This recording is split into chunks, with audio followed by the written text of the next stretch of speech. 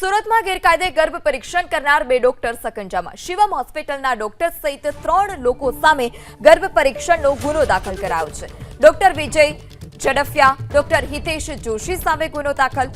ગર્ભ પરીક્ષણ પેટે 10 થી 15,000 રૂપિયા લેતા ગર્ભ પરીક્ષણ કર્યાના પુરાવા મોબાઈલ ફોનમાંથી મળી આવ્યા.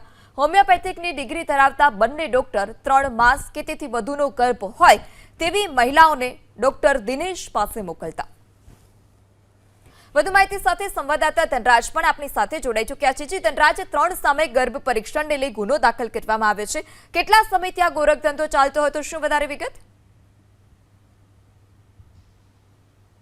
જી બિલકુલ, ગર્ભ પરીક્ષણ કરી રહેલા ડોક્ટર ઉપર આરોગ્ય વિભાગની તવાઈ છે. પહેલા લિંબાયત વિસ્તારમાં દરોડા પડાયા હતા. એનો છેડો તપાસ કરતા છેક પહોંચી ગયો હતો અમરોલી ખાતે. આપણી સાથે જિલ્લા આરોગ્ય અધિકારી મોજૂદ છે, એમની સાથે વાતચીત કરીશું. સાહેબ, કઈ રીતે અલગ અલગ કેસ કરવામાં આવી રહ્યા છે અને કેટલો ઘટસ્ફોટ થઈ રહ્યો હતો, કેટલા રૂપિયા લેતા હતા અને કઈ રીતનું ગર્ભ પરીક્ષણ?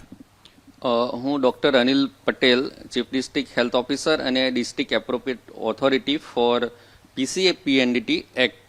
આજે PCPNDT એક્ટ હેઠળ જે મને ઓથોરિટી બનાવવામાં આવ્યો છે એ અંતર્ગત સુરત જિલ્લાના અને કોર્પોરેશન એરિયાના જે લાયસન્સ અને જે મશીનો છે, સોનોગ્રાફી મશીન છે કે અન્ય જે મશીનો છે એનું રજિસ્ટ્રેશન મારા અંડરમાં કરવાનું થાય છે, એમનું લાયસન્સ આપવામાં આવે છે. અને આ જે એક્ટ છે એ બાબો કે બેબી એટલે કે છોકરો કે છોકરી નું પરીક્ષણ થતું હોય એ અટકાવવા માટેનો કાયદો છે. એ અંતર્ગત અમને ડિસેમ્બર મહિનામાં એક ડૉક્ટર જે લિંબાયતમાં ઓમ સાઈ ક્લિનિક અને નર્સિંગ હોમ ડૉક્ટર વિજય ઝડફિયા વિરુદ્ધમાં એક સામાજિક કાર્યકરે અમને એક કમ્પ્લેન આપી હતી.